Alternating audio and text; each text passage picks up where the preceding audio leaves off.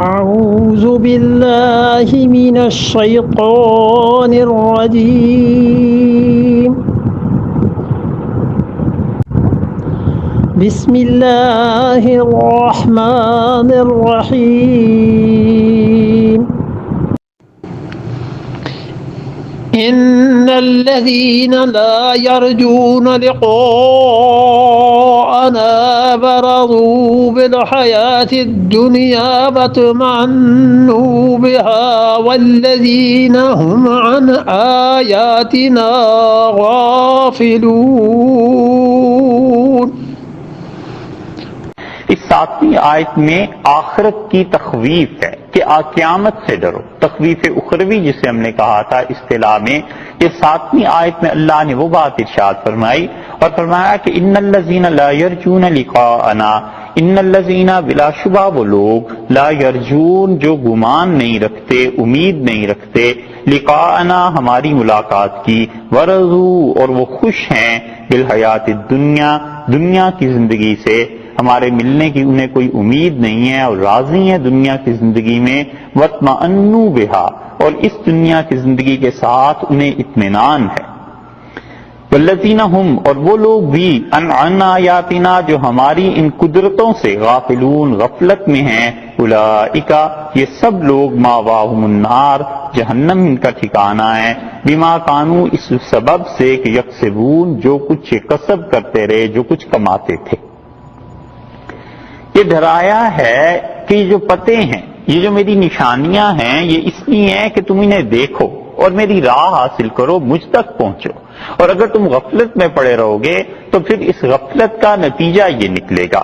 جو پہلا لفظ اس میں ارشاد فرمایا کہ ان الذین لا یرجون لقاءنا، وہ لوگ جو رجا نہیں رکھتے. رجا عربی زبان میں ایسا لفظ ہے جو ازداد میں آتا ہے. ازداد کا مطلب یہ ہے کہ عربوں میں اور ہر زبان میں ایسے لفظ ہوتے ہیں کہ جن کے دونوں معنی بن جاتے ہیں، یعنی وہ نفی میں بھی آتے ہیں اور اس بات میں بھی آتے ہیں. ان سے آپ ایک پہلو بھی اور دوسرا پہلو دونوں ثابت کر سکتے ہیں. پہلے پارے میں جہاں وہ لفظ آیا تھا نا کہ نشتروا الضلالۃ بالہدی، انہوں نے خریداری کی، تو اشترا کے معنی ہم نے آپ سے عرض کیے تھے اس وقت بھی کہ وہ خریدنے اور بیچنے دونوں کے معنی میں عربی میں استعمال ہوتا ہے. اسی طرح رجا کا لفظ دو اس کے معنی بنتے ہیں. یہ کبھی تو استعمال ہوتا ہے رجا کھٹکے میں، اندیشے کے معنی میں، کہ اس کو کوئی خوف نہیں، اس کو کوئی اندیشہ نہیں، اس کو کوئی ڈر نہیں، اس آدمی کو کوئی کھٹکا نہیں، اس معنی میں بھی. اور اس کے برعکس دوسری طرف بھی استعمال ہوتا ہے کہ اس کو کوئی امید نہیں. تو آدمی کو مستقبل میں کسی چیز کے متعلق امید ہوتی ہے. اب وہ جو امید ہے یا تو یہ ہے کہ نقصان ہو جائے گا، تو نقصان کی جو امید ہے اسے اردو میں ہم یہی کہتے ہیں کہ کھٹکا ہے، اندیشہ ہے، ڈر لگ رہا ہے کل کو کیا ہو جائے. ڈر لگ رہا ہے کہ یہ معاملہ عدالت میں گیا ہوا ہے، پتہ نہیں جج کیا فیصلہ کرے اور جج ایسا ظالم ہے. وہاں بھی یہ رجا کا لفظ استعمال ہوتا ہے. اور اگر یہ ہو کہ وہ مہربان ہے اور ممکن ہے نرمی کرے اور فیصلہ ہمارے حق میں ہو جائے، تو بھی یہی لفظ بولتے ہیں کہ گیا ہوا ہے عدالت میں مسئلہ اور دیکھیے اب کیا ہوتا ہے، امید ہے کہ ٹھیک ہو جائے گا. اور اگر ڈر ہو تو پھر یہ نہیں کہتے کہ امید ہے کہ ہمارے خلاف فیصلہ، بلکہ کہتے ہیں ڈر لگتا ہے ہمارے خلاف ہو جائے. تو یہ خوف، کھٹکا اور ڈر اور اس کے ساتھ اس کے بالمقابل امید، ان دونوں کے لیے عربی میں یہ لفظ استعمال ہوتا ہے. اس لیے یہاں پر ترجمہ دونوں طرح کیا گیا ہے کہ لا یرجون لقاءنا، جن لوگوں کو ہم سے ملنے کی کوئی توقع نہیں ہے، کوئی امید نہیں، ایک. اور جن لوگوں کو ہم سے ملنے کا کوئی اندیشہ نہیں، کوئی کھٹکا ہی نہیں ہے، سرے سے کبھی سوچا ہی نہیں ہے کہ مر کے میرے پاس آنا ہے. یہ دونوں قسم کے لوگ، یہ ایک ہی قسم ہے لیکن یہ کہ دو اس کے ترجمے ہو گئے. ورضوا اور ان کی دوسری حالت یہ ہے کہ بالحیات الدنیا دنیا کی زندگی پہ وہ خوش ہیں. اور اگر اس رجا کا ترجمہ امید سے لے لیا جائے کہ وہ لوگ جنہیں ہم سے ملاقات کی امید نہیں ہے، تو اس کا مطلب یہ ہوا دوسرے لفظوں میں کہ اللہ نے یہ چاہا ہے، اللہ اس کو پسند کرتے ہیں کہ لوگ اس سے ملاقات کی تمنا رکھیں. کیونکہ مذمت نے بیان کیا نا، برائی کی نا ان لوگوں کی کہ ان الذین لا یرجون لقاءنا، وہ لوگ جو ہم سے ملنے کی جنہیں امید ہی نہیں ہے. تو یہ شکوہ ہے گویا. اللہ تعالی نے ناراضگی کا اظہار فرما دیا کہ کیوں اس سے ملاقات کی امید نہیں ہے، ہونی چاہیے تھی. اور اسی لیے حدیث میں یہ آیا ہے کہ رسول اللہ صلی اللہ علیہ وسلم نے فرمایا جو اس بات سے خوش ہو کہ اللہ سے ملاقات ہوگی اللہ اس سے خوش ہوتا ہے، اور جو من کرہ لقاء اللہ، اور جو اللہ سے ملنے سے نفرت کا اظہار کرے، نفرت کرے کہ خدا سے نہ ملاقات ہو، اللہ بھی اس کی ملاقات پہ اس سے خوش نہیں ہوگا. حضرت عائشہ رضی اللہ عنہا فرماتی ہیں کہ میں نے رسول اللہ صلی اللہ علیہ وسلم سے عرض کیا کہ اللہ کے رسول وہ تو موت ہی ہے، اور موت کو تو ہر آدمی ناپسند کرتا ہے، کون مرنا چاہتا ہے؟ تو ملاقات تو موت کے بعد ہی ہونی ہے، تو اس کو تو کوئی پسند نہیں کرتا. تو ارشاد فرمایا کہ یہ موت کے وقت کا حال اللہ نے کہا ہے کہ موت سے پہلے جو آخرت کے احوال آدمی پر کھلتے ہیں، اس وقت جس آدمی کو شوق ہوتا ہے کہ کسی طرح اب اللہ سے ملاقات ہو، یہ چند لمحے زندگی کے یہ ختم ہو، اب اللہ کے پاس جائیں، اللہ اس کی ملاقات سے خوش ہوتا ہے. اور جس کو اس وقت ناگواری ہوتی ہے نا، اپنے کرتوت سامنے آتے ہیں، اعمال، سزا اس کی، فرشتوں کی سختیاں، یہ چیزیں، تو اللہ کو اس سے ملاقات سے نفرت ہوتی ہے کہ اس نے دنیا میں کیا کیا تھا، اب دیکھو کیا اعمال لے کے آ رہا ہے. تو اس لیے اللہ سے ملاقات کی امید انسان پہ غالب رہنی بھی چاہیے، شوق بھی ہونا چاہیے کہ اللہ کے پاس پہنچیں گے تو اللہ تعالیٰ کے ہاں یہ چیزیں ہیں. خود باری تعالیٰ کی رؤیت اور اللہ کو دیکھنا یہ بہت بڑے درجے کی چیز ہے. اسی لیے اللہ تعالیٰ نے ایک جگہ فرمایا ہے کہ کافروں کو جو ہم عذاب دیں گے ان میں سے ایک یہ بھی ہے کہ انہم عن ربہم یومئذ لمحجوبون، یہ قیامت کے دن ہمارے سامنے آئیں گے لیکن ہمارے اور ان کے درمیان پردہ ہوگا، یہ نہیں دیکھ پائیں گے. تو عذاب تو اسی وقت ہو سکتا ہے جب وہ کسی کے حق میں انعام بھی ہو، انہیں حسرت ہوگی، افسوس ہوگا کہ آج اللہ سے ملاقات نہیں ہوئی اور عذاب آیا. تو اس لیے فرمایا کہ لا یرجون لقاءنا، جن لوگوں کو کوئی امید ہی نہیں ہم سے ملنے کی. ایک جرم ان کا ورضوا بالحیات الدنیا، دوسرا جرم یہ ہے کہ وہ دنیا کی زندگی پہ راضی ہو گئے، خوش ہیں، کوئی تصور ہی نہیں اللہ کے ہاں جانے کا. اور یہ جو خوشی ہے، ایک تو وہ خوشی ہے جو انسان کے دل میں شکر کے جذبات پیدا کرتی ہے، وہ مومن انسان وہ مراد نہیں ہے یہاں. ایک وہ خوشی ہے جو مستی کا عالم ہوتا ہے کہ اس کو کوئی کھٹکا ہی نہیں ہے، کبھی تصور ہی نہیں آیا کہ مریں گے، اور بالکل اطمینان سے بس ساری چیزیں ٹھیک ہیں، بینک بیلنس ہے، گاڑیاں ہیں، کاروبار ہے، بزنس، اور یہ جتنی چیزیں اس میں بالکل دھسا ہوا ہے اور اللہ کی طرف اس کا کوئی دھیان نہیں ہے. اور پھر تیسرا جرم وَاطْمَأَنُّوا بِهَا، اللہ نے فرمایا انہیں اس کے ساتھ پورا اطمینان ہے.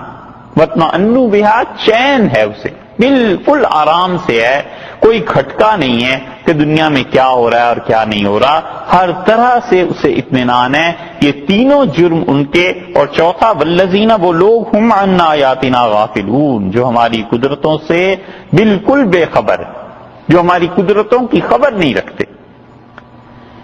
یہ پہلے تین جرائم جو بیان کیے ہیں، کیا یہ ایک جماعت الگ ہے؟